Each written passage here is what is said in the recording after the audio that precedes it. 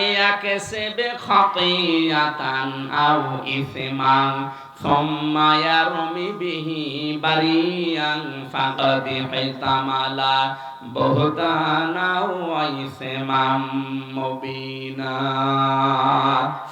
সূরা নিসা 5 নম্বর পারা 15 নম্বর পৃষ্ঠার 12 নম্বর লাইনের 112 নম্বর আয়াত। আল্লাহ বলেন, অনেক মানুষ এমন আছে নিজে অন্যায় করে, পাপ করে, আর এই অন্যায়টা যখন হয়ে যায় তখন একটা নিরপরাধ মানুষের উপরে চাপিয়ে দিয়ে নিজে ভালো সাজে। এদেশে এখন নেই। ফাকাদ ইহতামালা বুহতানা ওয়া ইসমান মুবিনা। হ্যাঁ, কারো বিরুদ্ধে যদি আপনি কথা বলেন, ওই দোষ যদি তার ভেতরে থাকে, তাহলে ওইটা হবে আরবিতে গীবত। কি হবে? আর জোরে, গীবত করা আর মরা ভাইয়ের গোশত খাওয়া সমান কথা। আর যদি ওই দোষ তার ভেতরে না থাকে, তুমি যদি বানিয়ে বানিয়ে ওই দোষ তাকে দাও, তাহলে এটা গীবত না, এটা আরো মারাত্মক, এটা তহমত। এটা কি? আরো জোরে বলেন। এই তহমত যারা দেবে তারা যেন প্রকাশ্য পাপের বোঝা বহন করে নিয়ে চলছে। আমি কোরআনের চোখ দিয়ে দেখতে পাচ্ছি তুমি পাপের বোঝা নিয়ে আসো। আল্লাহ রায় দিলেন 80টা, 79টা হয়ে গেল, খোলে না। আমারও তো কেমন লাগছে, কিন্তু আমি বিশ্বাস করি আল্লাহর কোরআনের কোনো কথা মিথ্যা নয়। জাল্লাদকে ডাক দিয়ে বলে, এবার শুরু করবা বিসমিল্লাহির রহমানির রহিম বলে। আর একটা বাকি আছে। উনি শুরু করলেন আল্লাহর নাম দিয়ে। 80টা মারার সঙ্গে সঙ্গে হাত খুলে গেছে। কোরআনে কারিমে আল্লাহ জানিয়েছে, দুনিয়ায় কোনো অপরাধের বিচার যদি হয়ে যায়, ওই বিচারটা আল্লাহ মরণের পরে আর ডবল করে করে না।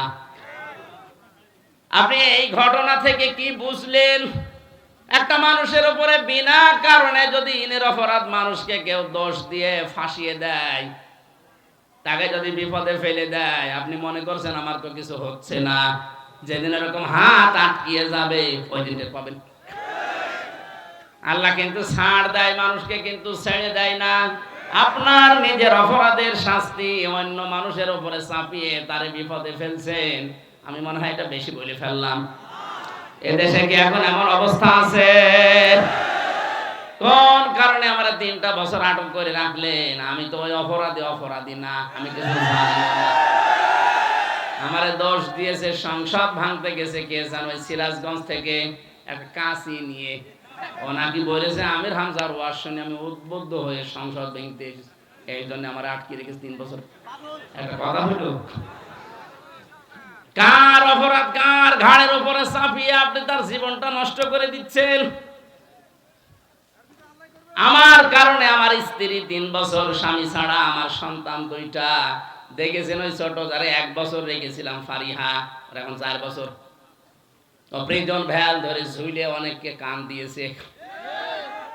আপনার মনের ভেতরে একটু কিছু আসে না যে নিরপরাধ মানুষ না 2 দিন 5 দিন রাখি, 3 বছর রেখে দেবেন? আপনি মানুষ? আপনার যেদিন এরকম এই মহিলার মতো হাত আটকিয়ে যাবে জায়গা মতো,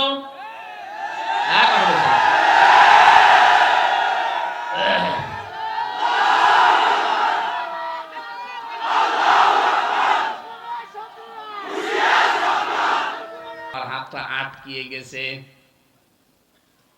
ইমাম মালিক বললেন, কখনো না, অবশ্যই এর ভেতরে কোনো ঘটনা ঘটেছে। বলো মন থেকে, সত্য করে বলো, আমি ছেড়ে দেব। যদি সত্য না বলো, তোমাকে কিন্তু সহজীবিত এই মেয়েটার সাথে মাটি দিয়ে দেব।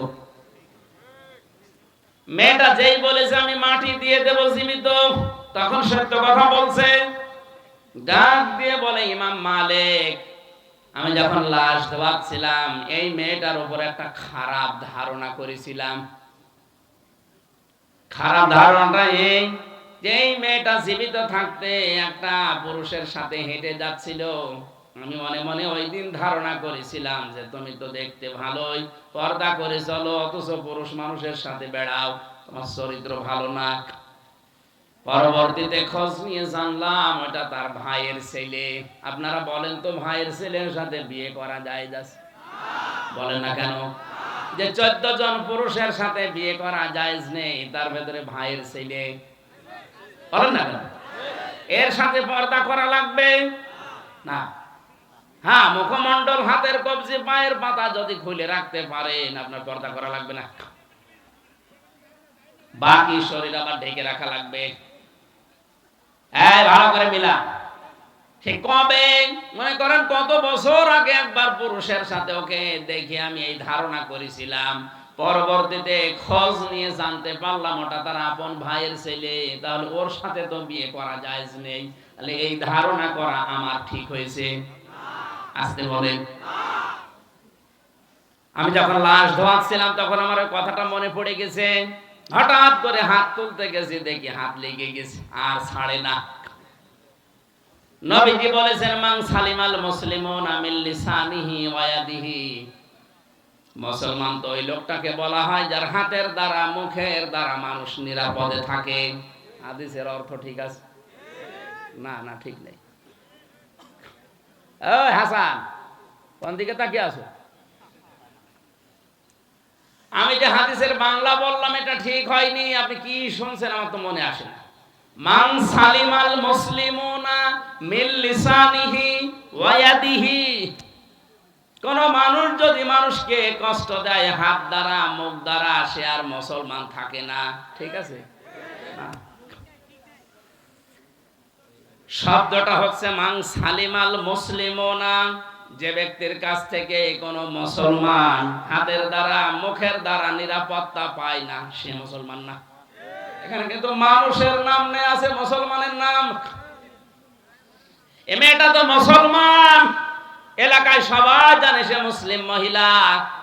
তুমি হয়তো হাত দিয়ে তার ক্ষতি করনি, কিন্তু মুখ দিয়ে তুমি যে কথাটা বলে ফেলেছিলে, একটা তহমত লাগালে তার উপরে।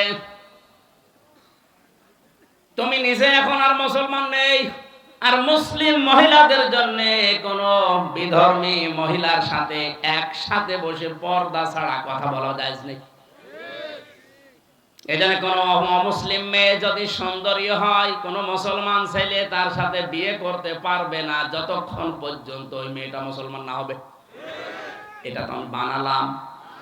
হ্যাঁ, সূরা বাকারার 221 নম্বর আয়াতে আছে, যতক্ষণ পর্যন্ত একটা পুরুষ অন্য ধর্মে থাকবে, একটা মহিলা আপনি যতই চান যে এই পুরুষটা খুব সুন্দর, বিবাহ করতে পারবেন না যতক্ষণ ওইটা মুসলমান না হবে। আর সেখানে আপনি মুখ দিয়ে ধারণা করে তাকে কষ্ট দিয়েছেন। দ্বিতীয় নম্বরে তিনি আয়াত পড়লেন কোরআনে কারীম থেকে, সূরা নূরের 4 নম্বর আয়াত, والذين يرمون المحصنات ثم لم يأتوا بأربعة شهداء فاجلدوهم 80 جلدة ولا تقبلوا لهم شهادة أبدا وأولئك هم الفاسقون. বলেন আল্লাহু আকবার। একটু মিলান। আল্লাহ পাক বলেন, যারা সতী সাধবী, নেককার, নিরপরাধ, অবলা কোন মেয়ে লোকের উপরে জেনার তহমত দেয়, ব্যভিচারের দোষ লাগায়, তার চরিত্র খারাপ বলে প্রচার করে, অথচ 4 জন সাক্ষী জোগাড় করতে পারে না, তার 2টা শাস্তি হবে। 1 নম্বরে তাকে 80